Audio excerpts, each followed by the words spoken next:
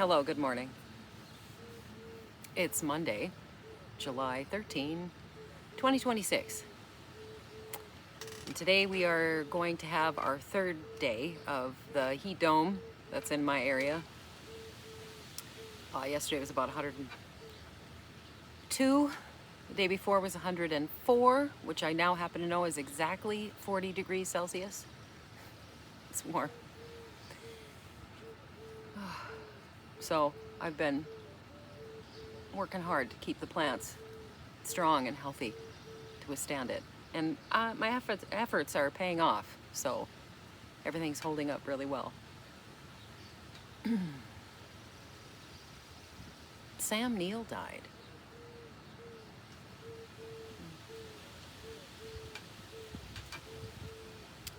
It's too bad. And then one other guy died. I can't think of his name at the moment.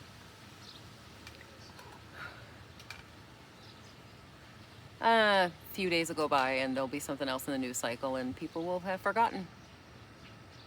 Right? They will. That's not the kind of stuff that, I'd like to live to be 180 to see where this all goes. Humankind. This experiment of consciousness. I don't know. It's gonna get hot. It was 115 degrees yesterday in Miles City, Montana. It's pretty warm.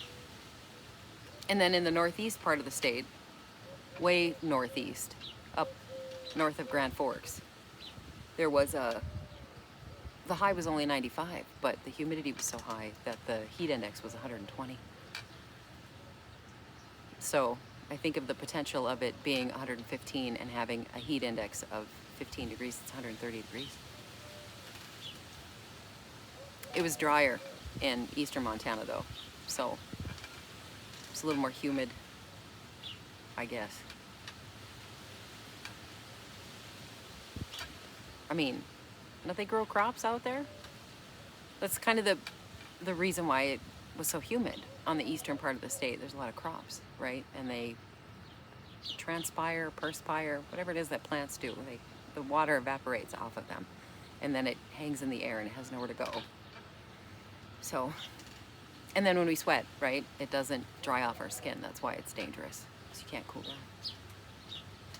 But yeah, I don't want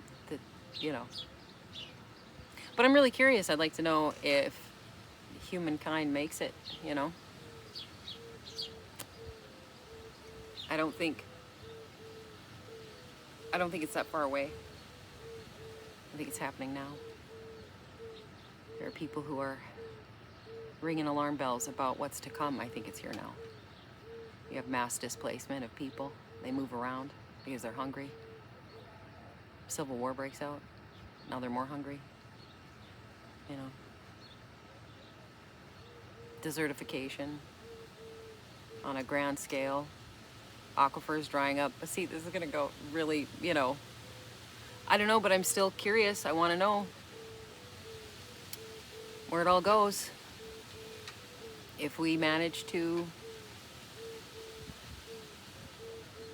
claw some of it back. During those lockdown years, during the Roni, they did see, what would you call that? A clearing up or a temperature drop as well, or, nature was sort of allowed to get back to normal, and they did see faster gains than they expected. So I think it's completely possible. And I think it's completely possible that we could harvest energy from the sun. That's all the trees and the oil and the coal ever did. It's just carbon stores, right? So the trees from, epochs ago, millennias and upon millennias ago, lived, harvested the sun's energy, captured it in their trunks and their leaves, and they die back, and then they get crushed by, erosion, land, sand, dirt. and it becomes coal.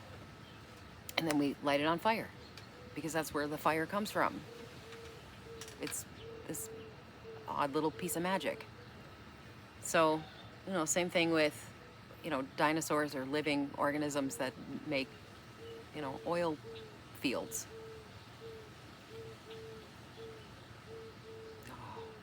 I was at a place sometime in between 2016 and 2020. There was a bunch of people protesting on one side of the road. On the other side, there were people who were for the thing.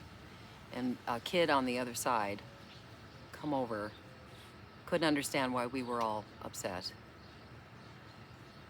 And didn't we understand that there was another layer of oil and gas? If we just tap into that second or third layer, I don't know what layer he was talking about, much younger than me. We're the next layer. You need a mass extinction event to create. Do you know what I mean? Like, everything has to die and form a layer. And then, a billion years later, somebody digs it up and lights it on fire.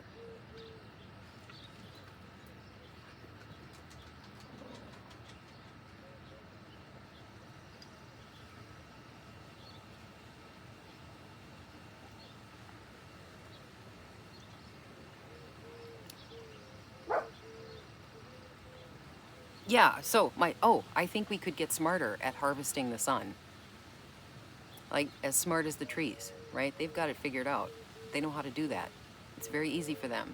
And it's free and abundant and ubiquitous. It's everywhere, all the time, mostly. So, that and some wind, the wind's always blowing up here. There's quite a bit of wind farms up this way. I think they're pretty.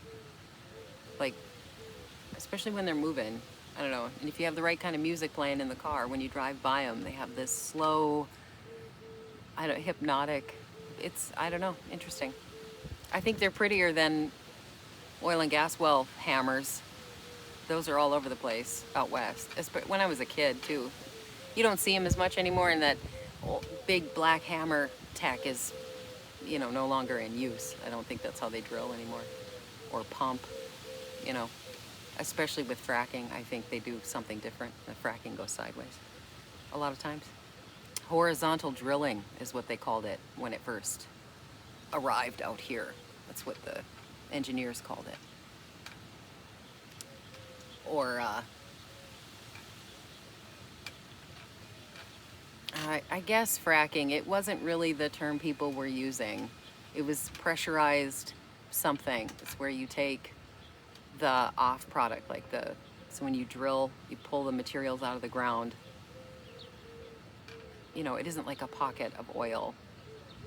There needs to be some kind of pressure. So they would take maybe salt water that they had already pulled out and pump it back in to create pressure this way, to push all of it up. That's a very simplified explanation. So forgive me, I am not an engineer. But anyway, I'm off on a tangent, like that matters. Except I really think that we could find a smarter way to harvest all the energy.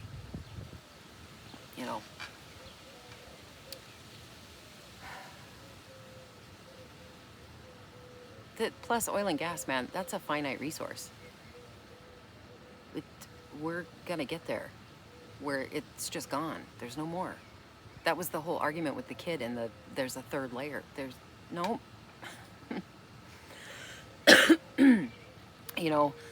one of the engineers around here told me that our wells in North Dakota have a lifetime output of 30 years. So, like a tree, they have a lifespan. They got about 30 years. Well, he told me that shit, 20 some years ago. So, when I was younger, I had a job. I had a lot of jobs before I did my professional career. Anyway, I worked for a state agency for oil and gas. Regulatory. Not really. More of a rubber stamp. Like, yeah, you can go ahead and do that.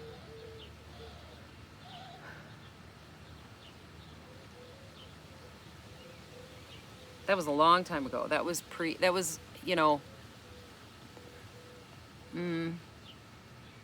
everything was just starting to come online. So they had all these paper files, lease agreements from, oh heck, the 40s, 50s. I think the first well that was put in and started producing around here was maybe 54, but I could be wrong on that. Just memory, you know. Anyway, oh, so they were in the midst of digitizing all of those documents, so hand scanning every single one. Yeah, I did a bit of that, but mostly answered phones and directed phone calls to where they needed to go. Just front desk, you know, secretary, clerk. I'm not sure what they were calling us back then.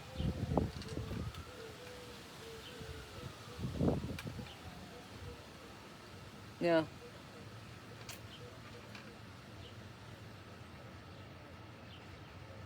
Yeah, that waited a lot of tables. My oldest went into chefing for a while. Really enjoyed it. Liked loved the crew. It's something different about working in kitchens. It's different. You get to, there's all kinds of people, right? So your life gets a little bigger, a little wider, your circle. Whereas, I don't know, other fields, they're kind of the same kind of people. Do you know what I mean? I don't know, that's hard to explain. I know, so my oldest has been, you know, he works outside with a chainsaw, and you know, it's like there's just kind of very particular kind of people who do that work. So, but chefing is hard work, man. Working in a kitchen, those are long days and very hot, right? Talk about people who are acclimated to 120 degrees. Oh my God, and the burns, right? Like just up and down the, ugh, my poor kid. It's all right. Yeah, but it's all evenings and weekends, and it's kind of tough to, you know, have a life outside of work. When you work shifts like that, you end up hanging out with the people you're working with, and then you work with them, and now you're just, you know what I mean? Yeah, so, yeah, and his partner has one of those day jobs, kind of, you know, and weekends, and they like hiking around and stuff. They need time for that, so he made a change. I appreciate his passion for the chefing. I do. I did. But, you know, in the back of my mind, I'm thinking, how it's not, you know what I mean? Like, how long can people do that stuff? Stand in the kitchen like that. It's hard on the body. It's harder on the body than people give it credit for. I'm kind of all over the place today. It's a little breezy. You know, that's the other thing in this heat. If the wind blows, the last 2 days it's been pretty still. So, but if the wind really starts to pick up, boy, it'll just dry everything out like fast. And I'll have to, you know, sometimes come out and water in the morning and then later on in the day just to hang in there, everybody, you know. But, oh, hang in there, everybody. You know, when people leave this earthly plane, it is a reminder to me. Things can and will and do change. That's the one constant, always. Nothing lasts forever. Things will change. Which, you know, when you're in it, you're like, there's no way. It's gonna be like this forever. It won't. Things change. Sometimes on a dime, and, you know, for better, for worse, you know what I mean? Like your whole life will get turned upside down in a breath. So I know that. And that gives me hope, right? It could be astronomically worse. but it will change. Uh, so,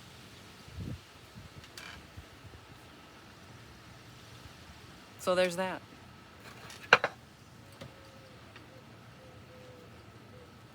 Anyway,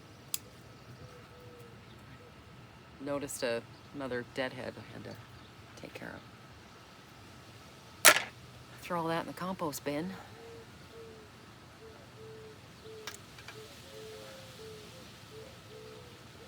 Yeah. I don't know. Do I have anything else to say at all? Probably not.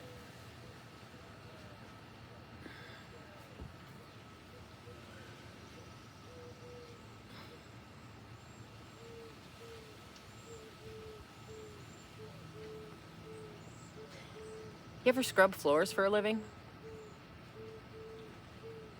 One summer, many years ago, my oldest was little.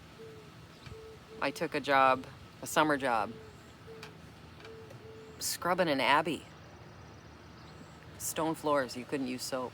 So just water, stone. And oh, it was warm and humid because it's not, it was cooler, but not, not cool enough. The t-shirts are just hanging off you because they're stuck and wet, Yeah.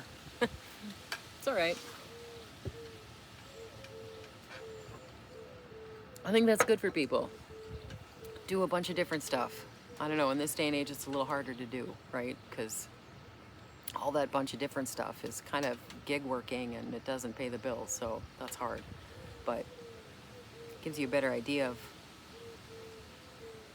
I don't know, what you're made of, like what aligns with you, kind of people you like to work with, kind of skills you have. You gain a lot of new skills, right? So it's good for a person.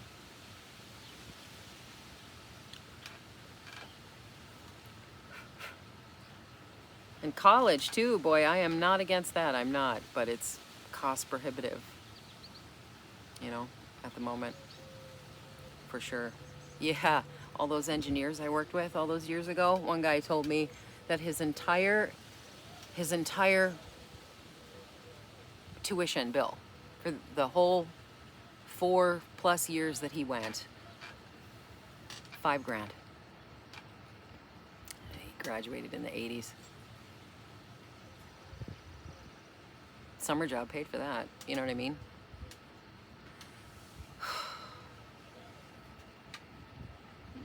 It's not like that anymore. He'd probably have to shell out about $100,000 just to have like a regular,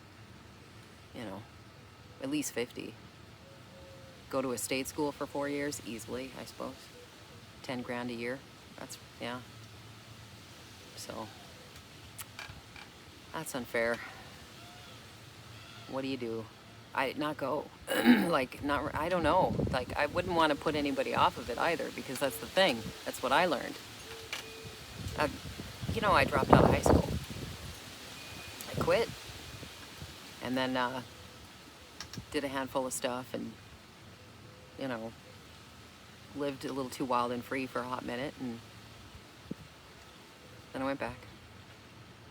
And then I went to college.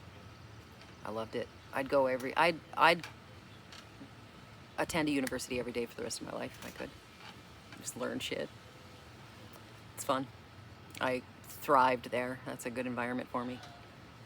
So, yeah, anyway, and then because I got bit, it's a bit like gardening. I want everybody to know this is the ticket. Yeah, but it costs too much money. Far too much money. And the way the student loan system is set up, there's no way to pay it off.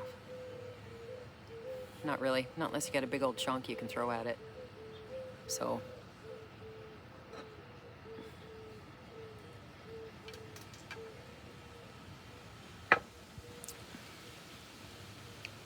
yeah, otherwise it just sort of gets tossed around or moved around or whatever indefinitely, and there's no way to really pay it off. And that forgiveness thing, I don't know. 10 people, maybe, fought tooth and nail and got theirs forgiven, but wasn't in the cards for me. I was told that my loans didn't qualify, even though all I ever had were Stafford loans. So, I don't know. Somebody else can figure that one out, I guess.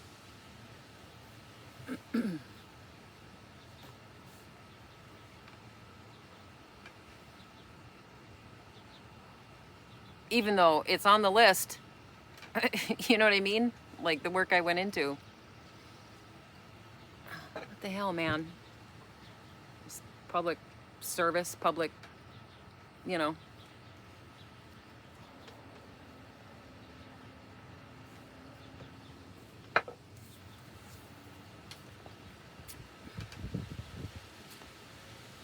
Man, I have got a jalapeno plant. So I sowed a jalapeno in January. And boy, did it look just sad for the first couple of months because it was cold in the house and there's not enough sun. And here, let me show you.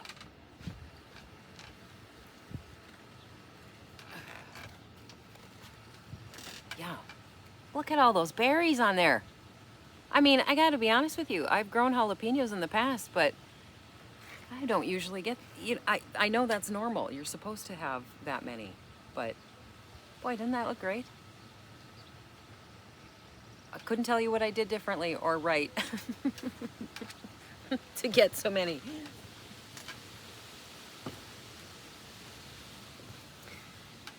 Planted it in the same soil as everything else. So, you know, just that in the pots, that's just brought in, you know, planting compost, medium.